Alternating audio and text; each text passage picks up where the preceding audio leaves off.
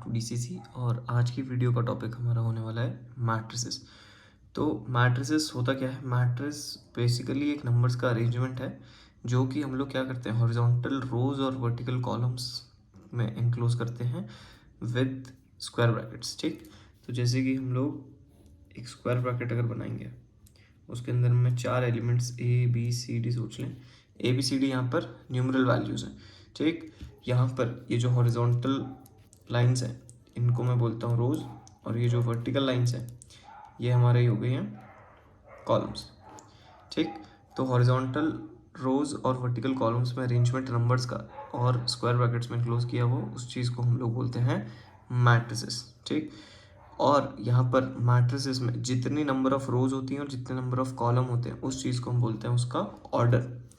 तो order of a matrix होता है जितनी उसकी नंबर ऑफ रोज हैं। ठीक, अगर मैं नंबर ऑफ रोज को यहाँ पर m से डिनोट कर दूँ और कॉलम को n से, तो इसका ऑर्डर निकल के आएगा मेरे पास m क्रॉस n।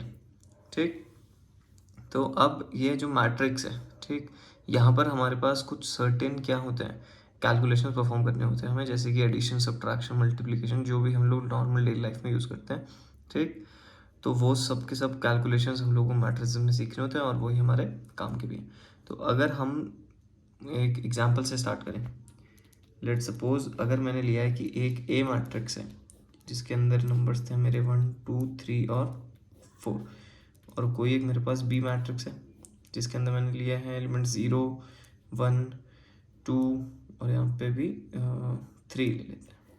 ठीक, अब अगर मेरे को इन दोनों मैट्रिसेस में कुछ ऑपरेशन परफॉर्म करना है, ठीक, जैसे एडिशन करना है या सब्ट्रैक्शन करना है, तो मेरे को दो बेसिक चीज़ें क्या याद रखनी पड़ेंगी कि जो नंबर ऑफ रोज है और नंबर ऑफ कॉलम है एडिशन और सब्ट्रैक्शन में, वो दोनों के दोनों मेरे क्या होने चाहिए, इक्वल होने चाहिए। ठीक, अदरवाइज हमको वहाँ पर 0 कंसिडर करना पड़ेगा। तो जैसे यहाँ पर अगर मैं देखूँ, इसमें भी 2 रोज 2 कॉलम, इसमें भी 2 रो 2 कॉलम, तो हमें कोई इसमें ऑब्स्ट्रक्शन नहीं है, हम सीधे सीधे सिंपली कैलकुलेशन परफॉर्म कर सकते हैं।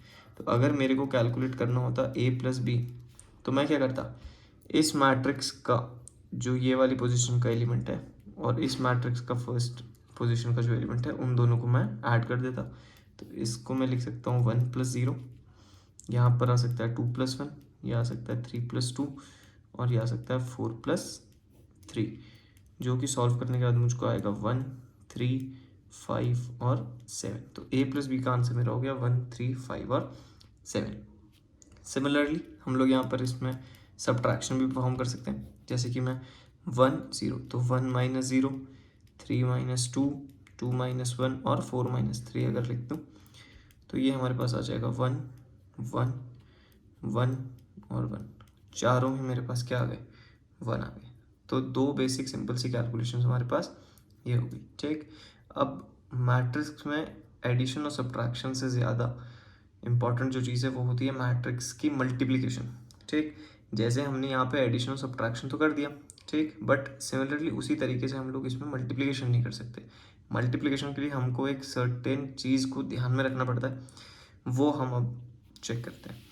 तो पहली चीज़ जो मेरे को मल्टीप्लिकेशन के लिए याद रखनी है, सोचिए अगर मुझको a multiplied by b calculate करना है, तो मेरे को एक कंडीशन याद रखनी पड़ेगी।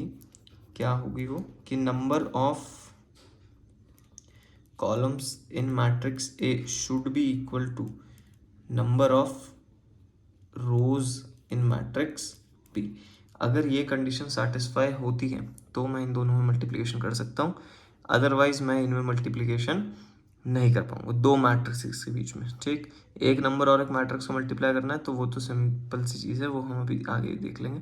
बट ज़्यादा इंपॉर्टेंट चीज़ हमको जो परफॉर्म करनी पड़ेगी वो होगी दो मैट्रिसेस का मल्टीप्लिकेशन। ठीक, तो ऊपर वाले एग्जाम्पल को अगर हम कंसिडर करें और उसको मल्टीप्लाई करके देखें तो वो कैसे होगा वो दिखा देता हूँ। पर उससे पहले एक ट्रिक बता सकते हैं हम। उस ट्रिक में क्या है, अगर मैं मैट्रिक्स की पोजीशन को डिनोट करता हूँ रोज और कॉलम के नंबर से, ठीक, तो मेरे पास सपोज करिए ये पोजीशन है, ये रो 1 हो गई, ये रो 2 हो गई, ये मेरे पास हो गया कॉलम 1, ये हो गया मेरे पे कॉलम 2। तो इधर पे जो एलिमेंट है वो इंटरसेक्शन है रो 1 कॉलम 1 का, इधर वाला इंटरसेक्शन रो 1 कॉलम 2, ये वाला इंटरसेक्शन रो 1 कॉलम 1 का, और ये वाला होगा रो 2 और कॉलम 2 का इंटरसेक्शन। तो हमको सिर्फ इतनी सी बात याद रखनी है दो मैट्रिक्सेस को मल्टीप्लाई करवाते हुए कि जो ये वाला एलिमेंट है that is row one and column one element. तो अगर मैं दो मैट्रिसेस को मल्टीप्लाई भी करता हूँ, सपोज अगर मैं ए बी सी डी पहली मैट्रिक्स ले लूँ और दूसरी मैट्रिक्स ले लूँ ई एफ जी और एच। अब मुझे क्या याद रखना है कि जो मैं इन दोनों को, सपोज ये क्या मैट्रिक्स ए था, ये मैट्रिक्स बी है मेरे पास, तो अगर मुझको ए मल्टीप्लाइड बाय बी निकालना है तो मुझको क्या पता है कि मैट्रिक्स में चार ही एलिमेंट्स आने वाले। जो इधर वाले एलिमेंट है वो है मेरे पे रो वन इंटू कॉलम वन, तो इस मैट्रिक्स की रो वन और इस मैट्रिक्स का कॉलम वन, यानी इन दो को मल्टीप्लाई कर देंगे तो ये ए मल्टीप्लाई होगा पहले ई के साथ, फिर ये बी मल्टीप्लाई होगा जी के साथ, तो प्लस कर देंगे बी इंटू जी। सिमिलरली ये वाला जो इंडेक्स है ये है मेरे पास row one multiplied by column two, ठीक। तो ये मेरे पास क्या आएगा A F plus B into H. ये वाली पोजीशन होती है row two into column one, तो row two multiplied by column one, तो ये मेरे को दे देगा सी ई प्लस डी जी। और लास्ट वाला इंडेक्स होगा मेरा row two multiplied by column two, यानी C F plus D H. तो ये एक सिंपल सी ट्रिक थी जो मेरे को याद रखनी है मैट्रिसेस के मल्टीप्लिकेशन को परफॉर्म करते हुए, ठीक। तो अगर मैं ऊपर वाला एग्जाम्पल कंसिडर करता हूँ, इसमें मुझे उसने ए दिया था 1 2 3 एंड 4 और मेरे को उसने बी दिया था 0 2 1 और 3। अगर मैं इसमें अब ए मल्टीप्लाइड बाय बी को निकालता हूँ, ठीक है, तो सबसे पहले मुझे चेक करना है कि भाई number of column in A should be equal to number of rows in B. तो ए की जो कॉलम्स हैं यानी कि 1 2 are equal to B rows that is 2, तो इसको मल्टीप्लाई मैं कर सकता हूँ। मल्टीप्लाई करते हुए इसको एक बारी साइडवेज लिखना थोड़ा हमको ईजी पड़ता है, ऐसे लिख लेते हैं। अभी हमने ऊपर क्या देखा कि यहाँ पर जो पहला एलिमेंट आएगा वो आएगा row one multiplied by column one, तो 1 मल्टीप्लाई होगा 0 के साथ यानी कि 1 multiplied by 0 plus 2 multiplied by 2। इतना डिटेल में लिखने की ज़रूरत नहीं होगी, बाद में जब आपको प्रैक्टिस हो जाए तो आप सीधे 1 0 सा 0 और ये 2 2 सा 4 लिख सकते हैं। और ज़्यादा प्रैक्टिस हो जाए तो सीधे इनको ऐड करके भी यहाँ पे लिख सकते हो। इधर वाला एलिमेंट होगा row one multiplied by column one, यानी कि 1 multiplied by 1 plus 2 multiplied by 3। इधर एलिमेंट है row two multiplied by column one, तो 3 multiplied by 0 plus 4 multiplied by 2। और लास्ट एलिमेंट होगा मेरे पास 3 multiplied by 1 plus 4 multiplied by 3, जिसको सॉल्व करने के बाद मेरे पास क्या आएगा 1 into 0 0 0 plus 4 4 1 plus 6 7 0 plus 8 that is 8 3 plus 12 that is 15। तो a मल्टीप्लाइड बाय b मेरे पास आ गया 4 7 8 और 15। अब ये तो हमने निकाला क्या a इंटू बी। अब नॉर्मल नंबर्स में हमें पता है कि भाई अगर 2 मल्टीप्लाइड बाय 3 करें या 3 मल्टीप्लाइड बाय 2 करें दोनों का आंसर 6 आना है। तो सेम वही चीज़ अगर हम यहाँ पर मैट्रिसेस के लिए चेक करते हैं उसे कि ए बी और बी ए बराबर आएगा या नहीं आएगा, ठीक। तो अगर हम उसको कैलकुलेट करके देखते हैं, यही साइड में छोटा सा कर लेते हैं और थोड़ा स्पीड में करेंगे इस बारी, ठीक है। तो हमें क्या करना होता है पहले row one multiplied by column one, तो 0 1 ज़ा 0 एंड 1 3 ज़ा 3, तो 0 प्लस 3 इज 3। देन अगर मैं देखूंगा अगला ही होता है रो वन इंटू कॉलम टू, तो 0 इंटू 0 1 और यहाँ 2 और 4, तो 0 2 ज़ा 0 4 1 ज़ा 4, तो ये ऐड करके ये जाएगा। अगला row two multiplied by column one, 2 1 ज़ा 2 3 3 ज़ा 9, तो 2 और 3 11 2 2 ज़ा 4 और 3 4 ज़ा 12 12 और 4 हमारे पास कितना आ गया 16।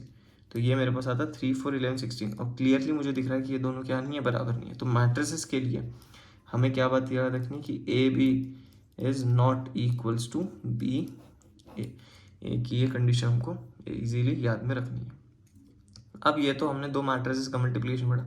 अगर किसी मैट्रिक्स को हमें नॉर्मली किसी भी नंबर के साथ मल्टीप्लाई करना होता है तो जैसे हम ब्रैकेट्स को मल्टीप्लाई करते हैं, अगर ब्रैकेट के बाहर कोई नॉर्मल एक नंबर है इंटीजर, ठीक, उससे मल्टीप्लाई करना है तो पूरी मैट्रिक्स को मतलब उसी से मल्टीप्लाई करना है। वो चीज़ अगर हम यहीं पर समझ लेते हैं, जैसे अगर मेरे पास था क्या मैट्रिक्स है ए, अगर मैं बोलता हूँ कि भाई आई हैव टू कैलकुलेट 5 है, इसका मतलब क्या है 5 मल्टीप्लाइड बाय 1 3 2 4। जैसे ब्रैकेट होता है सिमिलरली वैसे जैसे ब्रैकेट को सबको 5 से कर देता, यहाँ पर भी सारे एलिमेंट्स को हम 5 से मल्टीप्लाई कर देंगे, तो वो मेरे को दे देता 5 10 15 और 20। तो ये एक सिंपल सा आंसर हो जाता है हमारे पास। ठीक, तो सबसे इम्पोर्टेंट जो याद करने वाली रखने वाली चीज़ है वो है हमारे पास मैट्रिसेस का मल्टीप्लिकेशन। अब कुछ मैट्रिसेस के बारे में चीज़ें हैं वो डिस्कस कर लेते हैं। तो सपोज़ अगर मेरे को दो मैट्रिसेस कंपेयर करने के लिए उसने दिए, जैसे एक मैट्रिक्स हमें दिया 1 x 3 5 और दूसरा दे दिया 1 7 3 और 5। तो बीच में हमारे पास क्या है, इक्वालिटी का साइन है। ठीक, तो हमको दोनों मैट्रिक्स के क्या करना है, जो जो उसके पोजीशन वाले नंबर्स हैं, जैसे 1 के बराबर, 3 के बराबर, 5 के बराबर, सेम उसी तरीके से x जो है वो 7 के बराबर। तो अगर ऐसे मैट्रिसेस दे दिए उसने कि भाई find the value of x, तो यहाँ से सीधे सीधे कंपेयर करके हम x की वैल्यू 7 निकाल सकते हैं। ठीक, सेम तरीके से वो थोड़ी बड़ी क्वेश्चन भी दे सकता है हमें, जैसे कि यहाँ उसने दे दिया x+y, इधर उसने दे दिया x-y, यहाँ पर है हमारे पास 6 और कुछ सर्टेन वैल्यूज दे दी 1 6, इधर दे देता वो 7 सपोज, और यहाँ पर 8 दे दिया अगर उसने। ठीक, तो अब यहाँ से हमें उसने अगर x और y की वैल्यूज पूछी, तो पहले हम लोग क्या करेंगे, हम कंपेयर कर लेंगे कि x+y की वैल्यू है 7 और x-y की वैल्यू है 8। अब इन दोनों को साइमल्टेनियसली सॉल्व कर देंगे, यहाँ पे साइन अलग है, ये दोनों कैंसिल हुए, इसकी वैल्यू आ गई 2x = 15, x की वैल्यू आ गई मेरे पास 15/2, x की वैल्यू हम सब्सटीट्यूट कर देते हैं, तो 15/2 + y = 7, तो यहाँ से y की वैल्यू आ जाती है 7 - 15/2, दैट इज -1/2। तो जो मेरा मैट्रिक्स था ये, उस मैट्रिक्स की वैल्यू मेरे पास तो 1786 ही है, पर यहाँ पर x और y की वैल्यूज़ देख के आपको लग रहा होगा क्या कि मेरे पास मैट्रिक्स के अंदर नेगेटिव वैल्यूज़ भी आ सकती हैं। तो ज़रूरी नहीं है कि मैट्रिक्स के अंदर मेरी पॉजिटिव वैल्यूज़ ही हैं, मैट्रिक्स के अंदर मेरी नेगेटिव वैल्यूज़ भी आ सकती हैं। ठीक, तो अब अगर मेरे पास दो मैट्रिसेस हैं जिनका ऑर्डर अलग है, ठीक है ना, तो जैसे ए मैट्रिक्स है, इसका ऑर्डर मैं सोचता हूँ m×n, और मेरे पास एक दूसरी मैट्रिक्स है बी जिसका ऑर्डर दिया था उसने p×q सपोज। अब उसने मेरे से पूछ लिया कि भाई a×b जो है उसका ऑर्डर क्या आएगा, तो इसका ऑर्डर हमारे पास निकल के आएगा m×q। ठीक, तो इस चीज़ को याद रखना कि दो मैट्रिसेस का ऑर्डर क्या आने वाला है। तो अब अगर मैं एक मैट्रिक्स ले लूँ सपोज 1 2 3 और 4, और एक बी मैट्रिक्स ले लूँ 1 और 2, और यहाँ से मैं पूछता हूँ कि भाई a × b क्या आना चाहिए। इस a का ऑर्डर है 2×2, इसका ऑर्डर है 2×1, तो a × b जो होगा उसका ऑर्डर क्या आना चाहिए, उसका ऑर्डर आना चाहिए 2×1, ये वाला 2 और ये वाला 1। तो a b अगर हम कैलकुलेट करेंगे तो 1 3 2 4 मल्टीप्लाइड बाय 1 and 2, तो हमें पता है ये वाला इंडेक्स होता है रो 1 × कॉलम 1, तो रो 1 मल्टीप्लाइड बाय कॉलम 1, तो 1 × 1 is 1 plus 2 multiplied by 2 is 4। इधर कुछ भी एग्जिस्ट नहीं करेगा, क्यों नहीं करेगा, क्योंकि ये होता है रो 1 × कॉलम 2, कॉलम 2 है ही नहीं तो यहाँ पे कुछ आएगा ही नहीं। नीचे क्या है, रो 2 मल्टीप्लाइड बाय कॉलम 1, तो 3 4 और यहाँ पे 1 और 2, तो 3 1 = 3 1 4 2 = 8। सेम उसी की तरह रो 2 × कॉलम 2 कुछ है ही नहीं तो वो एग्जिस्ट ही नहीं करेगा। तो अब ये मेरे पास क्या आ गया 5 और यहाँ पे 11, जिसका ऑर्डर क्या है 2 रोज और 1 कॉलम, यानी इसका ऑर्डर है 2×1। तो यही मेरे पास नॉर्मली भी आ रहा था और सॉल्व करके देखा तो वो भी यही आ रहा है हमारे पास। ठीक, मैट्रिसेस में अब ये मल्टीप्लिकेशन के अलावा एक और टाइप की मैट्रिक्स एग्जिस्ट करती है, अगर हम टाइप्स ऑफ मैट्रिसेस पढ़ें,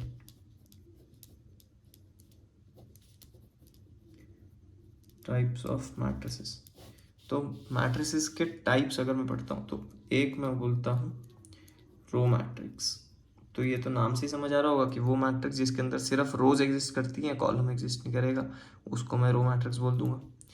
सेकेंड टाइप का होगा कॉलम मैट्रिक्स, जिसके अंदर सिर्फ कॉलम ही एग्जिस्ट करेंगे, रोज एग्जिस्ट नहीं करेंगी। ठीक है, एक ही रो है तो उसको मैं बोल दूंगा कॉलम मैट्रिक्स। थर्ड एक मेरे पास होगा स्क्वायर मैट्रिक्स, जिस मैट्रिक्स के अंदर रोज और कॉलम का नंबर बराबर होगा उसको मैं बोलता हूँ स्क्वायर मैट्रिक्स। स्क्वायर मैट्रिक्स का ही एक स्पेशल केस होता है मेरे पास आइडेंटिटी मैट्रिक्स। तो अब आइडेंटिटी मैट्रिक्स को हम आई से डिनोट करते हैं। ठीक, स्क्वायर मैट्रिक्स क्या बोली मैंने, जिसका डायगोनल, जिसमें रोज और कॉलम का नंबर सेम होगा। ठीक, अब यहाँ पर अगर मैं इसमें डायगोनल सोचूं तो ये मेरे पास क्या है, डायगोनल हो गया इसका, है ना। इस चीज़ को मैंने बोला प्रिंसिपल डायगोनल। तो आइडेंटिटी मैट्रिक्स क्या होती है, जिसका प्रिंसिपल डायगोनल पे 1 एंड 1 एग्जिस्ट करता है, बाकी एलिमेंट्स क्या हैं, 0 और 0 हो गए किसी मैट्रिक्स के, ठीक। तो आइडेंटिटी मैट्रिक्स हमेशा क्या होगी, 1 0 0 एंड 1। अब आइडेंटिटी मैट्रिक्स 1 की तरह एक्ट करती है। जैसे सपोज अगर मैं किसी भी नंबर को 1 से मल्टीप्लाई करता हूँ, जैसे 2 को अगर मैं 1 से मल्टीप्लाई कर दूँ तो ये 2 ही देगा। सिमिलरली अगर मैं किसी मैट्रिक्स ए को आइडेंटिटी मैट्रिक्स से मल्टीप्लाई कर दूँ तो ये मुझको ए मैट्रिक्स ही रिटर्न करेगा, ठीक। सिंपल सी चीज़। अब मैट्रिक्स पे कुछ और ऑपरेशन है मेरे पास। जैसे अगर मुझे मैट्रिक्स का स्क्वायर निकालना है, तो अगर मुझको मैट्रिक्स का स्क्वायर फाइंड आउट करना है कि मैट्रिक्स ए है, उस मैट्रिक्स का स्क्वायर निकाल दो, तो ए का स्क्वायर ऐसा मत करिएगा कि अगर ए के अंदर मेरे पास 1 2 3 4 है तो इंडिविजुअल एलिमेंट्स का स्क्वायर कर दो तो वो स्क्वायर आ जाएगा, जैसे 1 4 9 और 16। तो ये चीज़ गलत है, हमें ये नहीं करना। ए स्क्वायर का मतलब क्या होगा कि ए 2 बारी मल्टीप्लाई हो रहा है। अब ए इंटू ए, यानी कि इसको मैं लिखूंगा 1 2 3 4 मल्टीप्लाइड बाय 1 2 3 और 4। तो जैसे हमने दो मैट्रिसेस को मल्टीप्लाई करा पिछले स्टेप्स में, पिछले एग्जाम्पल में, सिमिलरली वैसे ही मल्टीप्लाई करूँगा, तब मेरे पास ए स्क्वायर की वैल्यू निकल के आएगी, ठीक। ऐसे ही सीधे सीधे हमको उसकी क्या नहीं करनी, स्क्वायर नहीं करना, ठीक। क्यूब अगर आ जाए तो क्यूब में 3 बारी मल्टीप्लाई कर देंगे, 4 आ जाए तो उसमें 4 बारी मल्टीप्लाई कर देंगे, ठीक। तो क्लास 10th के मैट्रिसेस में इतना ही है आपके पास, और वर्ड प्रॉब्लम्स आ सकती हैं कुछ, और डाउट्स आ सकते हैं, तो आप उसके लिए डीएम कर सकते हैं इंस्टाग्राम पे हमारे चैनल पे, या फिर कमेंट भी कर सकते हैं। अगर आपको किसी पर्टिकुलर प्रॉब्लम का सॉल्यूशन चाहिए तो उस क्वेश्चन की आप फ़ोटो खींच के भेज सकते हैं, या फिर कमेंट में उस क्वेश्चन को टाइप कर सकते हैं। So thank you for watching and do subscribe the channel for more videos.